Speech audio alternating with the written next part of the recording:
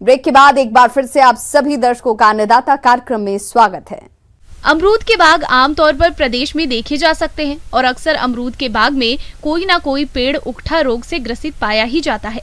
इस रोग के कारण अमरूद के हर आयु के पौधे सूखने लगते हैं और समय रहते इसकी रोकथाम नहीं करें तो देखते ही देखते यह रोग पूरे बाग में फैल जाता है।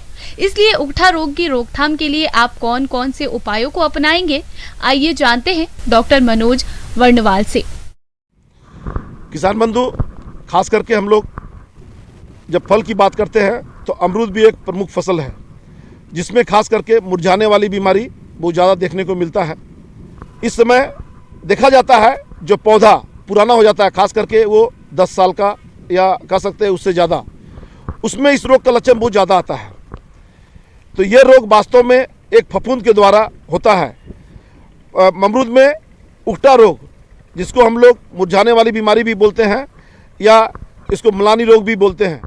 उकठा रोग फ्यूजेरियम फंगस से फैलता है। यह भोजन के साथ पेड़ की जड़ों के अंदर प्रवेश कर जाता है और भोजन नलियों को जाम कर देता है, जिससे पेड़ के ऊपरी भाग तक भोजन नहीं पहुंच पाता और पेड़ सूख जाता है।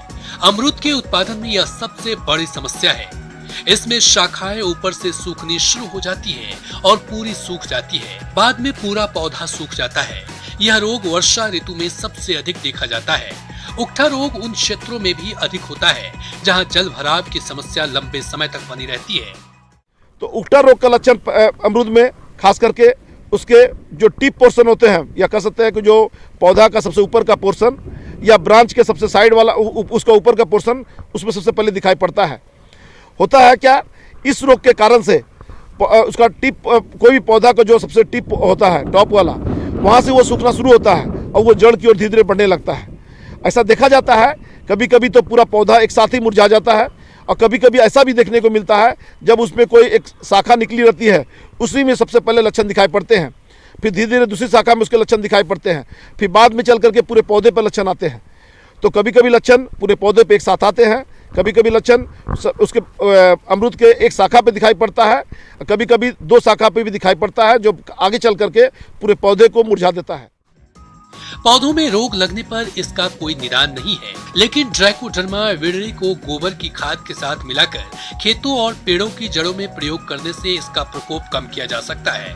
आमतौर पर ट्राइकोडर्मा विरिडी की 5 किलोग्राम मात्रा को 40 से 50 किलोग्राम गोबर की खाद या वर्मी कंपोस्ट के साथ मिलाकर उसमें हल्का पानी सींचकर प्लास्टिक की बोरी से 10 से 15 घंटे तक ढक देते हैं और उसके बाद थैलों और पौधों की जड़ों के पास इस मिश्रण को डालते हैं। तो इसके बारे में यही बोलना चाहेंगे, यदि रोग के लक्षण दिखाई पड़े तो निश्चित रूप से आप जान लीजिए कि आपको कुछ उपचार करना पड़ेगा तुरंत। तो जहाँ तक पौधा मुरझाया हुआ है उससे 2-3 उंगली ज़्यादा हट करके सीधे टहनी को काट दे। चाहे ऊपर का पोर्शन हो तो ऊपर का पोर्शन काट दे, या नीचे का पोर्शन ब्रांच वाला है तो ब्रांच वाला पोर्शन काट दे और काट करके वहाँ पर कॉपर ऑक्सीक्लोराइड या कह सकते हैं ब्लाइटोस 50 का घोल बना करके सीधे वहाँ पर उसको लेप चढ़ा दे। ब्लाइटोस 50 को जनरली हम लोग यही बोलते हैं कि 3 ग्राम दवा प्रति लीटर पानी में घोल बनाइए और उसी घोल को आप सीधे उसका कटा हुआ पोर्शन को पुताई कर दीजिए। या चौबतिया पेस्ट, जिसको कि आप कॉपर सल्फेट, लाइम और पानी तीनों को मिला करके हम लोग बनाते हैं। चौबतिया पेस्ट को भी लगा कर जो कटा हुआ पोर्शन है उसको हम लोग लगा सकते हैं। जो कह सकते जो मरा हुआ पोर्शन जिसमें रोग का लक्षण दिखाई पड़ा था, उसको सावधानी पूर्वक से बढ़िया से उठा करके कलेक्ट करना चाहिए और एक कोना में ले जा करके उसको हम लोग जला देते हैं या मिट्टी में उसको गाड़ देना चाहिए, क्योंकि वही वास्तव में देखा जाता है रोग का वाहक बनता है। इस रोग से बचाव के लिए अमरूद की उकठा रोग रोधी किस्मों का चयन करें।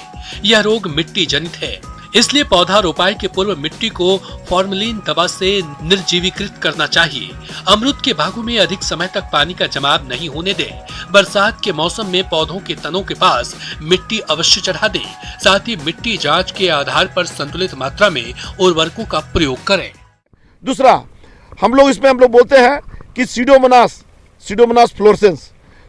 फ्लोरेसेंस का 10 ग्राम प्रति लीटर पानी में घोल बना करके जड़ के पास में उसका ड्रेंचिंग करने का सलाह देते हैं। इस तरह से करने पर निश्चित रूप से कह सकते हैं कि आप उकठा रोग को आसानी से अमरूद में रोक सकते हैं। आइए जानते हैं अन्नदाता निःशुल्क फोन के माध्यम से पूछे गए समस्याओं का समाधान। अन्नदाता निःशुल्क फोन संपर्क सेवा के माध्यम से पूछे गए प्रश्नों में से आज हमने जिस प्रश्न को कार्यक्रम में शामिल किया है उसे पूछा है ग्राम दहमोल, जिला करौली के कृषक नंद कुमार ने।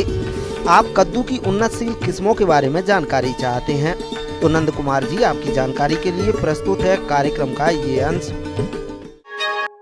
आज जिस फसल के बारे में हम चर्चा करेंगे वह है कद्दू।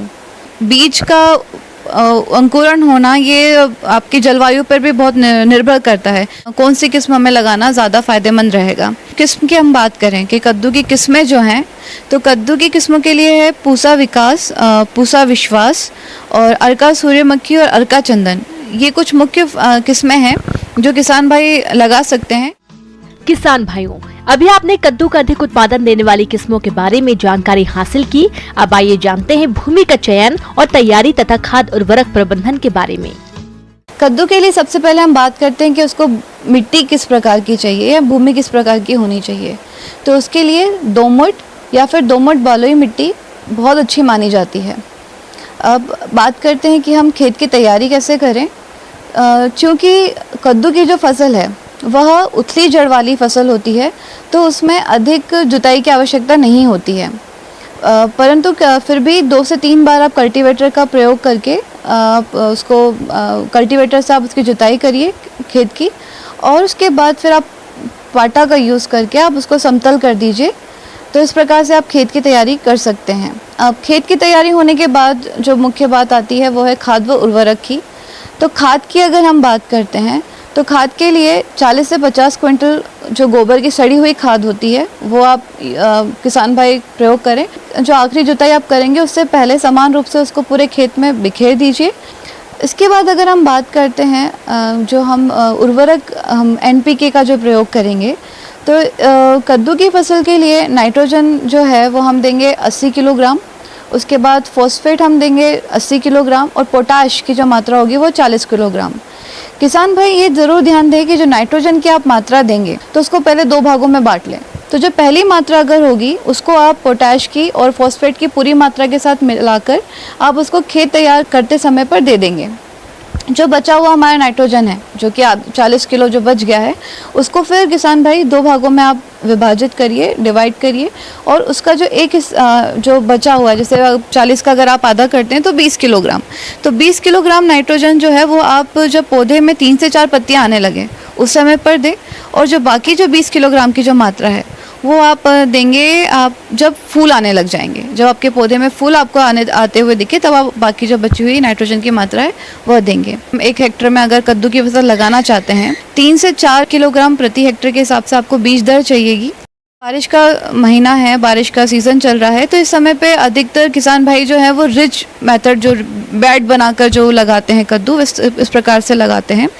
तो इसके लिए आप 2 मीटर से 2 मीटर इंटू 2 मीटर मतलब 2-2 मीटर के आप डिस्टेंस रखिए प्लांट टू प्लांट और रो टू रो के बीच में लगाए, क्योंकि इससे आप अपनी उपज भी बढ़ा सकते हैं और जो जर्मिनेशन रेट है, मतलब जो जर्मिनेट करता है बीज, उसकी दर को भी आप। एक नजर डालते हैं राज्य के कुछ मंडियों के प्रमुख फसलों के बाजार भाव पर।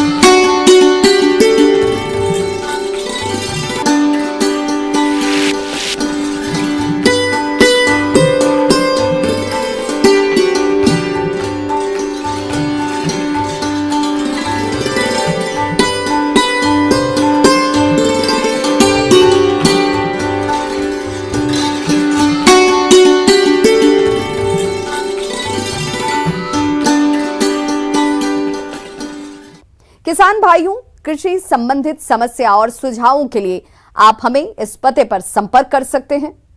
प्रोड्यूसर अन्नदाता, news 18 Rajasthan, Ramoji film city, Hyderabad 501512। साथ ही आप हमें ईमेल भी कर सकते हैं। हमारा ईमेल है p18annadaata@nw18.com। इसके अतिरिक्त आप हमें निःशुल्क हेल्पलाइन नंबर 180088922163 पर सोमवार से शनिवार सुबह 10 बजे से शाम 4 बजे के बीच संपर्क भी कर सकते हैं। अब समय हो रहा है आपसे विदा लेने का। कल फिर होगी मुलाकात कृषि से जुड़ी महत्वपूर्ण जानकारियों के साथ। नमस्कार।